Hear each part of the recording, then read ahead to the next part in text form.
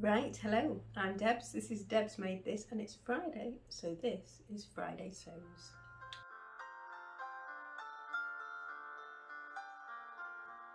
Hello, lovelies. Well, do you know, quite a lot of people are starting to see my videos, which is a little bit exciting. So I better just say hello, I'm Deb. I live in North Yorkshire. I've been sewing for about 10 years and I love it. I'm also a doctor and I'm off sick at the minute, so this is kind of keeping me out of mischief a little bit. So what's been happening? Well, I've been making a little bit and then I've had some kind of life stuff happening. So I'll start with the making first of all. So I've been making this and this is, as planned, the Doe Magnolia. Doesn't always get to plan, obviously. Now, what changes did I make? I tweaked it a little bit across.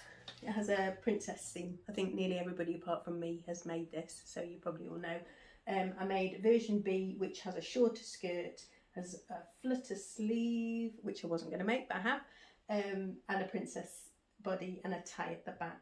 And I've made it as per the pattern, apart from I took in the princess seam because I'm a bit hollow, just in a kind of upper chest, so that seems to fit a little bit better. So I will try and get some pictures of this at the weekend and stick it on Instagram. I'll put my Insta thing there and just come along and follow me and say hello. So that's that done. Now, I haven't done a lot of other sewing and I've made no progress on the prom dress, but it'll be fine, it'll be fine. What else did I do? I was going on my stitching weekend and I have some things to show you from that. So, excuse me. I went to a hand stitching workshop at Grace at Beyond Measure in Todmorden and had a lovely time. I was petrified, like petrified. But actually, although all those people were much more experienced than I am at hand sewing, they were all very lovely and I got to spend a day just stitching and I felt so fantastic afterwards, so calm, not anxious at all. Yes, and yeah, it just shows what can happen when you slow down a bit. So I'll put some pictures in of the things that we did, but essentially we worked with just hand stitching and with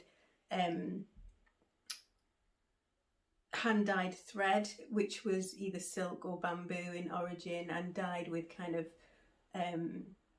plants from a dye garden, so that might actually be a thing. And what I came away with was, as well as my little stitch samples, which I loved making, so that's my second stitch sample, but I will put some proper pictures in. And just that was with some kind of found textiles, things that Claire had brought with her, and it was a really lovely thing to do. So the other thing I came away with is a book. So this is kind of takes you the whole journey. So it's called Grow, Cook, Dye, Wear, as you can probably see, and the whole thing is that it takes you through growing something which you can use to eat, and it has the recipes. Then you use the products to dye material, and then it has patterns as well. How cute is that? So I was really pleased. So the patterns are really lovely, and it has recipes for like nettle soup and things, and kind of simple items, but with some nice details. So I shall do a special review of that when I get 5 minutes. But yeah, I was quite pleased to bring that home with me. So what I had was a plan, was I made, I don't know how many years ago, maybe 3 or 4 years ago, I made a linen version of the Closet Core Elodie wrap dress. Oh look, that has one of my super cute Hello Lovely labels in. That's what I say to people all the time, so I had to get labels with it printed on and a little sunshine. So this is it is really plain. Now, it isn't actually very good material. It was branded as linen. I think it's a linen cotton blend, to be honest with you. And it is a good colour on me. So I think I might do some hand stitching on this. So I'm going to, see Famous Last Words. I'll show you when I come back. I'm going on a little holiday with my family this week, and my plan is to do a little bit of hand stitching on this dress while I'm there, or at least to start. So we'll see how I get on and see. I mean, it's not lost anything, has it? It's only fabric. It wasn't expensive fabric. It's already made into a dress. I'm not currently wearing it in the state that it's in, and I either dye it or I chop it down to use it for something else, or we try this. So I'll try this. Now, what else did I have to show you? Oh, I've got some fabric to show you, so I'll do a little bit of that, and then I think that's probably me. So I had some fabric arrive from Selvage and Bolts, which is a company in the UK run by a lady called Dibs. I don't think they've been in business very long, maybe about 3 or 4 years, perhaps not as long as that. And she's trying to reduce her stock to a more manageable level, so she had a bit of a sale on, and I spotted a couple of things. They're not on the spreadsheet actually, so I shouldn't really be showing you because they don't exist in reality yet. So there is this, which is a tencel stripe. Oh, I'll bring it up. Now, it's not washed yet, so it might look a lot more crinkly than this by the time we go. So it was billed as a kind of sky blue or pale blue tencel stripe. It is very grey for blue. It is just about blue, but yeah, just about blue. But I think it's going to make a really nice pair of trousers. So in my hair, this is going to be either a pair of by hand London jackets, or maybe the Winslow culottes. Helen has got on her website a hack to make them tie wrap. Now that might drive me completely insane, because I think going to the loo and things might be really tricky. But in my head, I thought it would be really nice to kind of waft about in those for summer. So we will see. I think the fabric will definitely get used, and my big girl has also kind of spotted it. Now, the other thing that came with it is a slightly unusual thing. So this is called Gardenia and Other Considerations. I think I got the last of it. If I didn't, I'll link it down below. And this is a really interesting textured fabric. So it's shiny. It's almost kind of pearl in colour and in appearance. It's got like a definite sheen to it. And obviously you can slightly see through it. I think it'll be fine with nude undies underneath it. And I'm not quite sure what this is going to be. I think there's a... Do you know, I've forgotten the name of it. I shall put the name. There's a fibre mood top that is a little bit like the assembly line cuff top, in that it's kind of got a sleeve into a big cuff. But I think it's called the Irma maybe, and it Ida maybe, and it has a V at the front, and I always look a bit better with a bit of skin showing beneath my chin. So I think it might be going to be one of those. It wasn't very expensive. I was going to make a shirt out of it, but it's just not right for a shirt when it got here. It needs to be something a lot more soft, and trying to cut narrow cuffs out of it I think would be not fun. It's I've overlocked it, ready to go in the washing machine already, and I think this is going to fray like a whatnot if I'm not careful. But yes, that was interesting. I haven't any fabric like that in my stash, definitely, but I think that would look really lovely, and I just think I've just got 1.5 meters of that, so that'll that should work fine for that.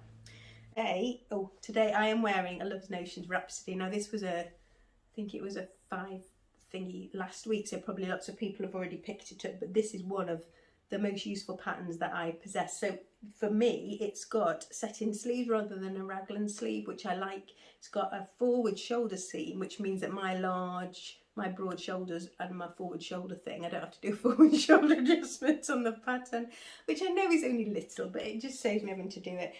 You can make it in all sorts of varieties. There's lots of different sleeves. You can wear it sleeveless, and you can put ties on the top. Yeah, and I've made it in this Atelier Brunette double gauze, which is the best fabric in the world. And it's got elasticated kind of 3/4 length cuffs, so I can shove them up and out of the way. And I've got it on with a pair of thrifted, mended jeans. I've had a birthday this week, which is why I've not done very much sewing, because I've been more busy socially than I would normally be. So I have had my 50th birthday this week. And I'm not really a big birthday celebrator, but I have had a nice a nice birthday. What I asked for my birthday, my big present, is kind of sewing related. So I asked for a sewing machine, not for me, but for a man in Ecuador who is an artisan who works with a charity that I volunteer for called Artisan International, and I shall put some links to them down below in case anybody fancies going and having a look and supporting them. So they train differently able artisans in places like Ecuador and Peru and in Africa as well, I think, to make, and so they can support themselves, they can make a living by creating things, and they tend to use locally sourced beads to make jewellery, fabric, or make fabric and then print it locally. So the artisans learn how to block print, they learn how to sew, they learn how to make jewellery, and it gives them a job and some money and an identity. And so I really wanted to support a maker somewhere to make a living through their making. So that's what I did. I asked the family on both sides for some donations and put that together and sent that to Artisan. So I had a little communication from the lady who's across there at the moment called Susie Hart, who's a very lovely lady, and she sent me a picture of Stephen and the things that he's done on day 2. So on day 2 he has made all sorts of things, but including 2 like messenger bags with zips in. So this is his second official day of being taught how to sew.